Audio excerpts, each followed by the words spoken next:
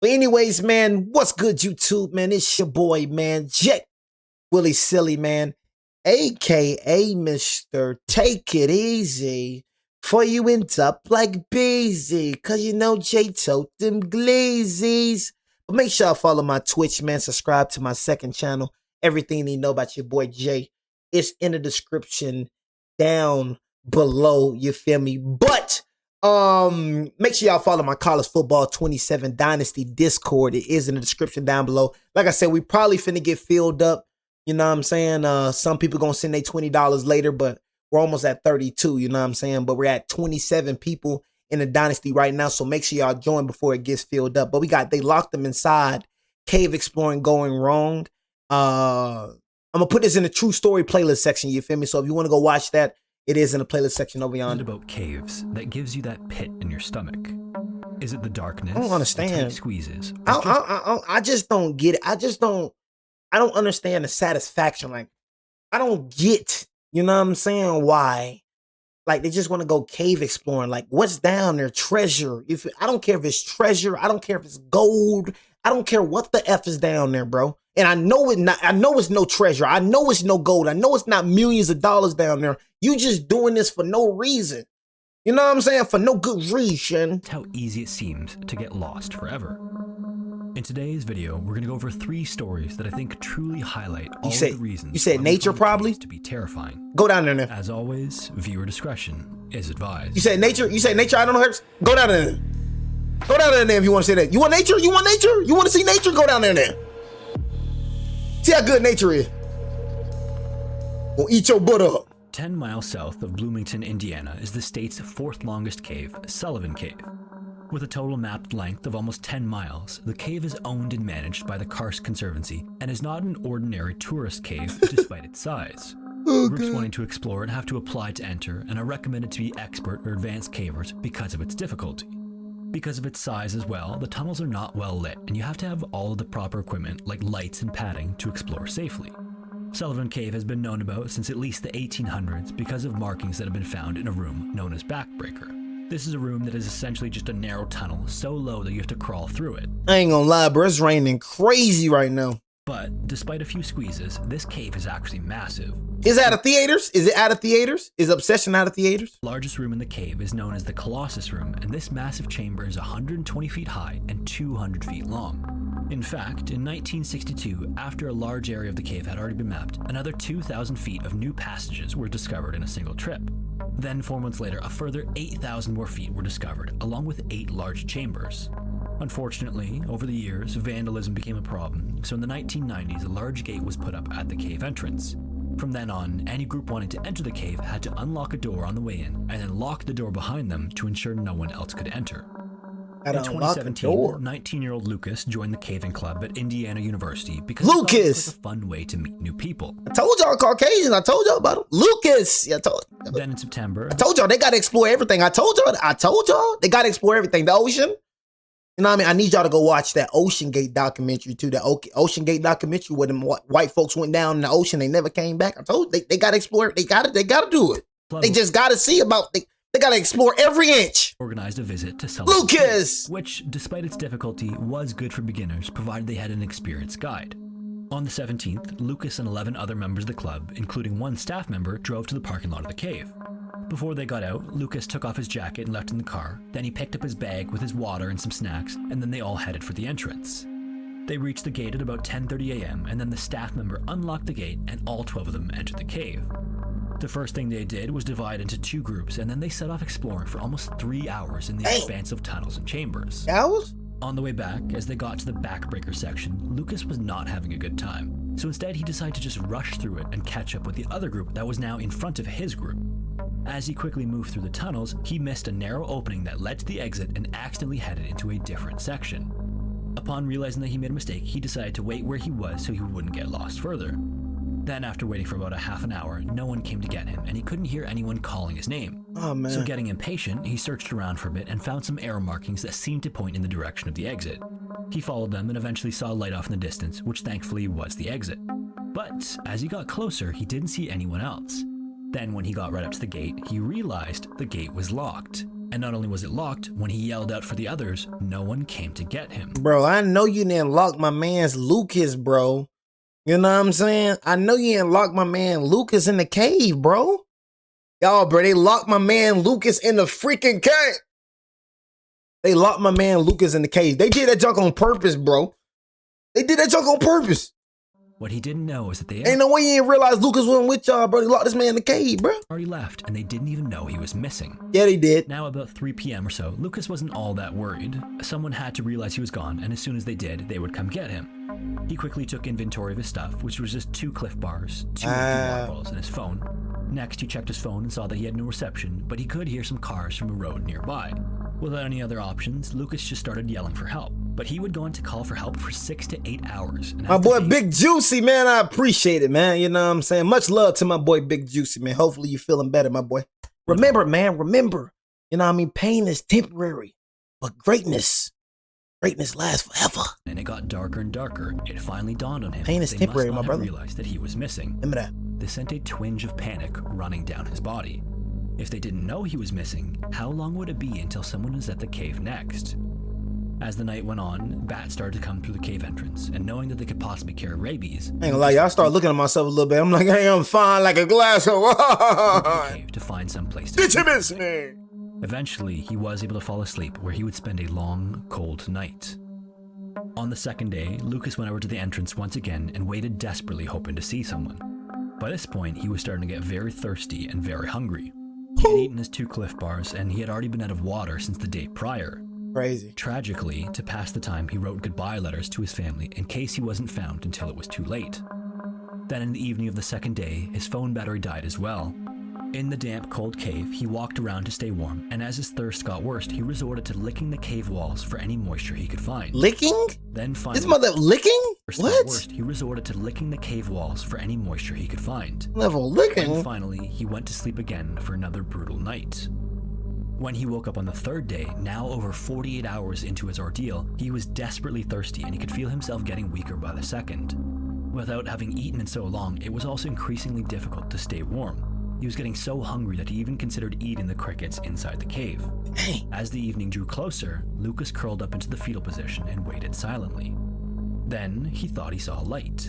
Initially, not sure if he was dreaming, he took a closer look. When the light was still there, he ran up to the gate and watched as one of the caving club leaders walked quickly towards it with the key. Oh. This also happened to be the person who had locked him in there 3 days prior. Yes. After unlocking the gate, the leader, who was also an EMT, did a quick medical check on Lucas and found that he was in surprisingly good condition for having spent the last 60 hours. He made it, y'all. He made it. The rescuers then asked Lucas if he wanted to go to the hospital, but Lucas replied that he just wanted to go back to his room.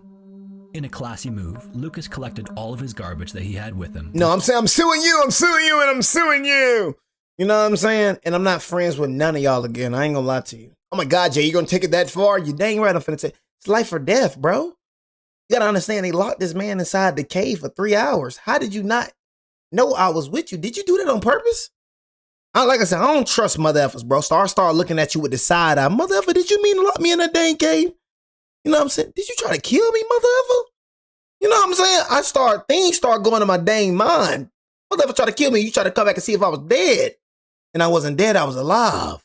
Mother effer was surprised. Oh my God, he's still alive. Oh my God. You know what I'm saying? He's still alive. How? I thought the mother effer died, man. You know, I'm suing you and I'm suing you. I'm suing you. F you and F you and F you too. Also inadvertently. Nothing be like, yeah, man, I made it, man. Oh my God, it was a struggle down there, man. I'm suing you and I'm suing everybody in this thing. Rescuers know that his mental state I'm suing everybody. was intact. Otherwise, they might have insisted on bringing him to the hospital. I'm suing everybody. I'm going to the hospital. I'm saying, yes, man, I couldn't eat. My stomach hurts, man. My brain, I feel nauseous, man. Yeah, I'm going to act the worst way in the hospital. I'm telling you, I'm going to act the worst way. I'm going to make sure I'm going to get some money. I'm getting some money out of this. You know what I'm saying? I'm getting something. I'm leaving here with something. What Denzel was, y'all mean when Denzel said, leaving here with something? You feel almost lost my life. I was in the cave for 3 days. I'm leaving here with something. The events found that despite a pre-entry head count and a buddy-buddy system, Mother, if I was this close to seeing Jesus. Upon exiting the cave, because the people in the club weren't all that familiar with one another, they also didn't realize he was missing. I'm leaving here with something. It wasn't until that third day that his clothing was found inside one of the vehicles that they realized someone was missing.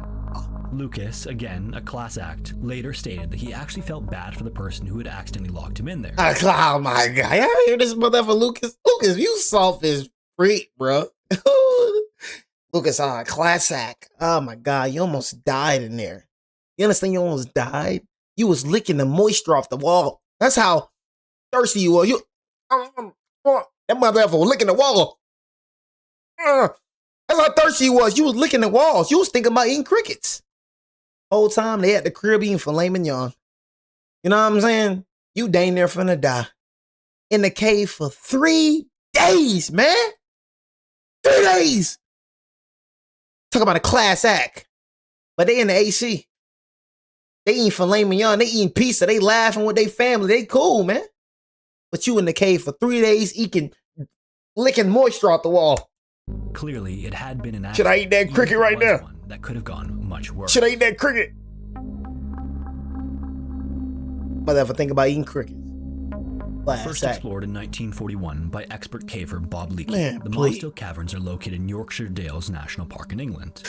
This limestone cave system contains over 10 kilometers of underground tunnels and passages, and a round trip through the entire system can take between 8 and 10 hours. Expand one if y'all want scary videos next. Expand one if you want scary videos next. You know, when I start mentioning scary videos, motherfuckers start leaving. You know what I'm saying? Oh, I'm out. You know what I'm saying? Chill, gang, chill. You know what I'm saying? It's all right, bro. You feel me? I know y'all can't take it easy, bro. This cave also has a fearsome reputation. Start mentioning the scary video, motherfuckers start getting freaked out around this mother. In the caving community because it has a ton of passageways that are only built to crawl through, and others where you're neck deep in water. Because of this, it has an official UK rating of 5 on the cave difficulty scale, which is the highest rating a cave can receive. It also has a river that runs through it called the Mossdale Beck that flows into the mouth of the cave and then just disappears. Using dye to color the water, scientists know that the water reemerges 4 kilometers away and 738 vertical feet lower, but the actual connecting route has never been discovered. That connection is considered one of the greatest mysteries in the caving community. On June 24th, 1967, a group of 10 entered the Mossdale Caverns with the hopes of completing excavations of the cave to try to find the legendary connection between the opening of the cave and where it emerged at the opening, known as Black Kelt. And although the cave had been mapped extensively by that point, there were still several areas that seemed to be the most likely to hold the elusive extension that cavers had been seeking. In particular, their goal was to reach an area known as Stream End to blast some of the boulders that blocked potentially unexplored areas. At around 2 p.m., the group entered the cave and split into 2 groups. The first group comprised 6 very experienced cavers who also brought equipment with them for their long journey to Stream End. And then group 2 was 4 less experienced cavers who were just making a sightseeing trip as far as an area known as the Rough Chamber. There had been some rain in the area in the few days prior, but the quantity of water flowing into the caves was well below normal, which was perfect for their trip. The forecast for the day was mostly sunny with a chance of thundery showers in the evening, but nothing that would have been concerning for the group. At around 5 p.m., after exploring clouds, I'm not gonna lie, y'all, dude. Sometimes, bro, I told y'all, I be driving sometimes, right? I want y'all to check me out. I be driving sometimes, bro. And sometimes them clouds be looking too real. I'm telling y'all, I seen a dragon. Y'all probably don't understand. Y'all probably think I'm tweaking or something. Smoking no bees or something. But I'm telling y'all, I'm sober or something. You feel me? I'm sober, bro. You feel me? Y'all know I've been sober for like, you know what I mean, close to 2 years now. I'm just driving. Looking at the clouds. Them clouds look too real, man. Now, sometimes I think God just be drawing. I think God just be drawing up there sometimes. Sometimes I think God just get bored and just start drawing on the clouds. I seen dragons. I seen clouds look like dragons. I seen clouds like bunny rabbits. You know what I'm saying? Sometimes I get scared of, Sometimes them clouds be scaring me a little too big. It look too real. Think a freaking dragon finna come out of the sky. I'm looking like, I don't know, man. I don't like the way this cloud looking. This cloud look a little too real, man. You know what I'm saying? Y'all don't cloud watch? Oh, mother, if I be cloud watching. Them clouds be looking a little bit too real. I'm telling y'all, I seen a cloud that look like a dragon. I seen a cloud that look like a bunny rabbit.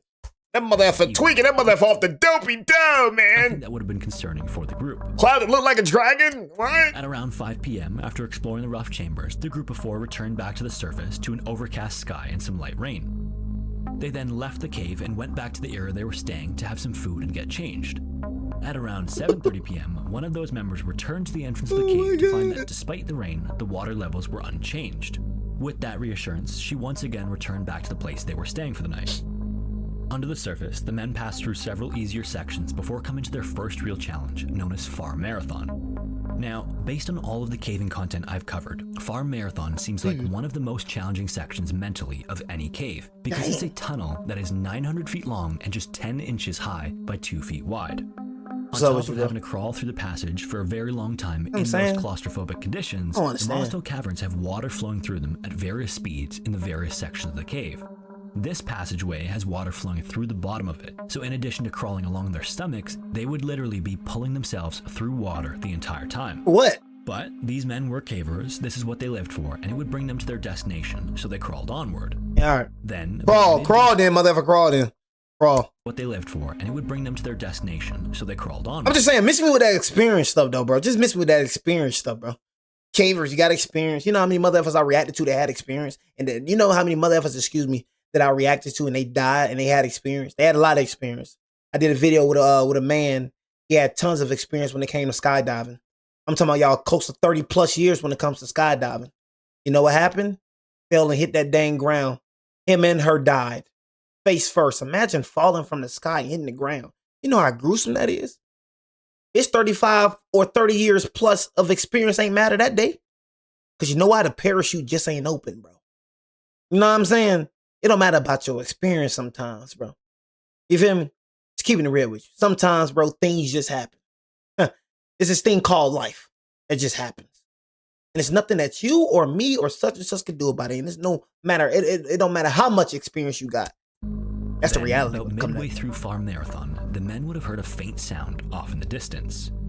Probably not thinking much of it, the men would have crawled onward. The narrow passageway meant that they were forced in one direction, even if they wanted to turn around. Look, tiny little hole, man. Look, then look. They might have noticed that the water beneath their stomachs was moving faster. And then when they die, I'm supposed to feel sorry for them. They did as their own self. Look at them, bro. Look at these buffoons, bro. Then when they die, I'm supposed to feel sorry for them, right? The light rumbling in the distance might have begun to sound more like a roar. We got my face. Mosto Caverns is also fearsome in the caving community because it has a tendency to flood. Doing it on your own. Back on the surface, light rain had turned into a torrential downpour, and in the course of just a few hours, inches of rain had fallen. That same group member who had come to check out the cave earlier hurriedly returned to the cave entrance at 9 p.m. to find that where the entrance had been just a few hours earlier, there was now a swirling lake. The entire entrance was now submerged in water. She ran as fast as she could at 2 miles to a nearby farm and called the police. By 11 p.m., the cave rescue had begun. Because of the number of caves in the surrounding area, the rescuers were very used to cave rescues, but the Mosto Caverns were different. The size and water flowing into them meant that the local rescuers couldn't do it alone. They had to call a larger cave rescue organization for help. Within hours, hundreds of rescuers and other volunteers were at the scene. To stop the flow of water, the rescuers had to dig a massive diversion ditch. Then after diverting the water, they had to build a dam to block the flow entirely. By the following morning, between the dam, diversion ditch, and 19 fire pumps, the water levels began to fall. And although the dam was shaky and needed constant repairs, a search team descended into the cave. They crawled with pits in their stomachs and found flood debris everywhere. Eventually, they reached the rough chamber and were able to peer over the ledge and see deeper into the cave. Hours earlier, the men crawled as fast as they could. The water flowed stronger and stronger beneath them until they eventually had a hard time keeping their heads out of the water. They frantically tried to reach the end of Farm Marathon in hopes of a passageway that would offer them refuge from the surging water. A man named John Ogden was in the front of the group and was the most experienced caver among them.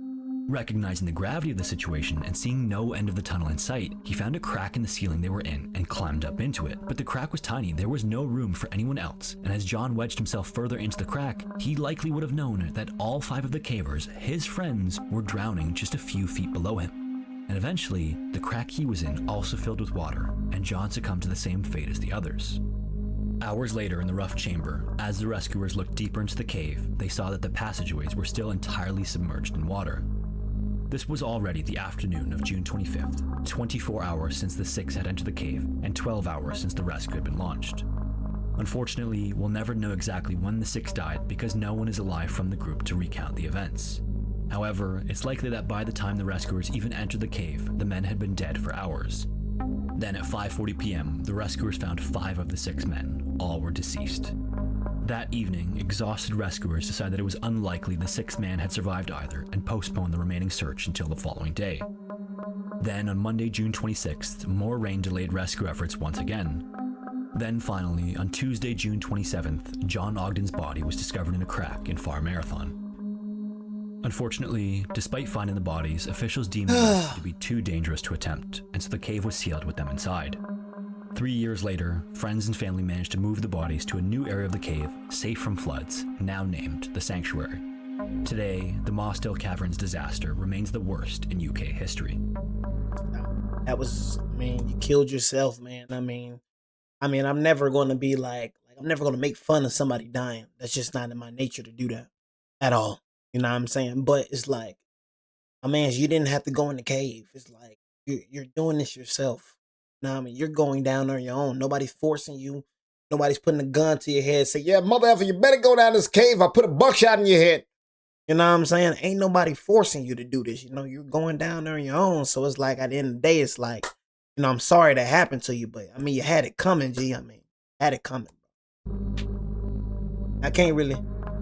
Gout. Let me go into say something right quick. Mother effer, you know my channel. You know what I do, right? You know I reacted to the honest trade. What you think I just wouldn't react to it, gang? You got to use your head, bro. You're just late, bro. You know what I'm saying? Just be like, okay, I'm late. I know Jay reacted to it, okay? I'ma just wait until you upload it on YouTube. You know what I'm saying? You can't be this slow, bro. You know what I'm saying? Some of your head got to be like, oh, okay, I missed it, all right? I'ma just wait until you upload it on YouTube. Is a province in South Africa. Can't be this stupid, man. Mineral-rich land and accounts for around a quarter of the total mineral production in the country. I reacted to it. In the late 1890s, limestone miners in an area northwest of Johannesburg uncovered several fossils that looked to be human remains. Except, when the fossils were examined more closely, they seemed off. The miners then brought this to the attention of scientists, who started a formal exploration of the area for any more remains. As a human. Then in the 1930s, serious excavation of the area began as more and more resources were allocated to the discoveries. As more work was done, they realized these were not human remains. These were actually the remains of some of the earliest human ancestors, known as Australopithecus. These discoveries would later lead to an entire area being named the Cradle of Humankind because of the numerous prehistoric remains found in that small area. Talk about. Some of these fossils have been dated to be over 2 million years old, which are some of the oldest to have ever been discovered. Part of the reason that so many fossils have been discovered in that area is because of the caves in that area that acted as a shelter. These offered a refuge that preserved the remains from animals and weather that might have otherwise degraded them more quickly. You know what's crazy thing is? We all gonna die just like that. You know what I'm saying? We're just the next ones coming up, man. You know what I'm saying? Just like how they died, man. Millions and billions of people have died before us, man. We're just the next ones up. You know what I mean? So how they're being talked about right now, we're going to be talked about just like that. You know what I'm saying? And since that initial discovery, significant... One thing about it, y'all. There's one thing I realized. There's one thing I came to peace with. We're going to die. You're going to die. I'm going to die. We're going in that ground. You know what I'm saying? Whether you like it or not, we going in that 6 feet ground. You know what I'm saying? That's scary. Not scary to me because I know where I'm going. You know what I'm saying? It's not scary to me. You feel me? It's probably scared of some of y'all. Some of y'all probably need to get your life right. You know what I mean? Hopefully I see some of y'all in heaven. Has been done in the area over the last century. Some of y'all going to hell. In addition to the scientific work, the caves have become hey, look, I'm just trying to be real with you. You got everybody that watching this stream. Somebody going to hell up in this mother. You know what I'm saying? All y'all ain't going to heaven. Somebody going to hell. Is it me? Is it me? No, man. You got to access me then. Yeah, mother, if you going to hell. Because they're only 45 minutes from the largest city in South Africa, tours run every 30 minutes, 7 days a week. Each of these tours goes down to the cave known as the Sterkfontein Cave, giving tourists a close-up of the wildlife, the rock formations, and even an underground lake. As with many limestone caves, water runs through the rock and carves out deep, winding tunnels in random directions. The Sterkfontein caves in particular look almost like a massive spiderweb because of how the tunnels branch out in all directions. Many of them are completely submerged in water and are in pitch black darkness because they're far from the entrance where any light could reach them. And woven into these tours is the harrowing tale of Peter Verhoezel. On September 29th, 1984, Peter and two friends arrived at the cave to do some scuba diving in the underground lake. They each had a single aqualung, which is a type of scuba set, and a single light, and didn't require much else because of the depth of the water they would be going into. Hold on, you going inside a cave that got water inside it? It's already crazy going inside a cave. These motherfuckers going inside a cave that got water inside. The three of them then entered the lake and began exploring the spiderweb of tunnels. That's great. Peter was the least experienced of the three, and for some reason he kept letting go of the line and exploring side passages as they went. Now, in cave diving, the golden rule is to never enter a cave without a guideline. In addition to that, you're never supposed to let go of the guideline while you're in there because generally, these limestone caves are impossible mazes. So why There's he no keep rhyme or reason to the way the water carves out the tunnels. why he keep letting it go If you don't have a then? line to find your way out, the chance of getting lost is incredibly high. Each time Peter went off the line, his friends went to grab him, but on the third time he let go of the line, his friends didn't see where he went. Is he drunk? Then they went to search for him and found no trace of him. Soon, not Okay, I'm starting to think bro just want to kill himself. You know what I'm saying? That's all I'm starting to think. You know what I'm saying? I'm starting to think that if you just keep letting go of the line, yeah, I mean, you want to kill yourself at this point. Say if I was in this situation, like and me and Keon, right? Me and Keon kept blowing, hey Key, bro, stop letting go of the line, dude. You know what I'm saying? Why Key letting go of the line? Key let go of the line again. Hey Key, bro, stop letting go of the line. Key do it again. Oh Key must want to die then, man. Hey Keon! It's only so much I'ma do, bro. Just try to grab you 2 times. They ain't let go on the right. Oh, mother, if you want to die then, I can't save a mother if I want to die. You know what I'm saying? I'ma love my boy. I'ma cry, man, and everything. You know what I mean? But I ain't finna follow you down wherever you're going. You know what I'm saying? Bro, keep letting go of the line. Why keep letting go of the line? You know we need this line to get back to the entrance, right? You know what I mean? Why keep letting go of this line, gang? You feel me? So it's just telling me, okay, he want to kill himself. to go too far off the line themselves, You know they had to abandon their search for him and go get help. You know what I'm saying? We got to abandon our search. We got to abandon our search. I got to abandon our search. You know what I'm saying? Every man for himself. While, after exploring briefly, Peter searched for the way back and realized that he was lost.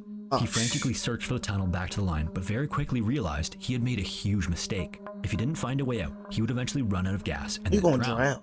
He continued to search around desperately, looking for the way back, when miraculously, he stumbled on an air pocket. And inside of this air pocket, there was actually even a small sandy island at the end of a tunnel. So Peter climbed up onto the island and figured out what to do next. At the very least, now he wouldn't run out of gas and drown, but because his air supply was limited and because he had no idea where to go, he would have to wait until help came to get him. And thankfully, his friends had been on the line when he last saw them. They would definitely go get authorities and then help would come. Peter just had to wait. And Peter did wait. He waited first until he got tired. When he was tired enough, he fell asleep for the night, but when he woke up, help still hadn't arrived. Then Peter waited the entire next day, and still no help came. Then the next day, and then an entire week had gone by as Peter sat in this pitch black room deep under the earth. They probably think you did. Meanwhile, authorities scoured the tunnels, assuming that Peter had drowned, not knowing there was a pocket of air he could survive in. Days continued to go by like this, and although Peter had water to drink, he was getting desperately hungry alone in the dark. He also would have no way of knowing just how much time had passed, with there being no day and night cycle in the darkness. Finally, weeks later, a light filtered into the room where Peter was and started searching the darkness. Tragically, the light moved its way to the island, where they found Peter's body slumped over on some rocks. After weeks without food, Peter had died of starvation. Next to him was a message written in the sand that said, "I love you," to his wife and mother. From this message, it's clear that in his final days, Peter knew that the end was coming. An autopsy performed on his body found that he died approximately 3 weeks after he'd gotten lost. In that time, rescuers searched 900 meters of undiscovered passages, mapping as they went to ensure they didn't backtrack. After finding nothing for weeks, the search was essentially called off when they discovered a small entrance close to the main section of the cave. In this new lead, there was another series of passages where they would eventually find a set of footprints. Then, 6 weeks to the day that Peter got lost, his body was found.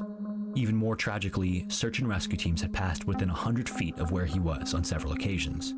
Unfortunately, either neither party heard the other, or if Peter did hear them, there was simply no way for him to call out through the solid rock. So ultimately, he died alone in the dark.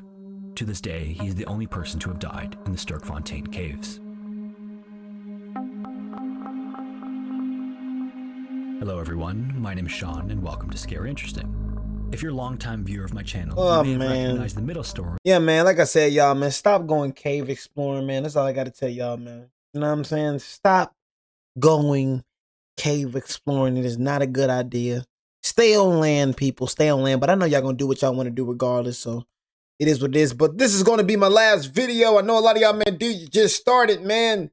That's why it's going to be a long video. You know what I'm saying? It's going to be a long video, chat. You know what I mean? So,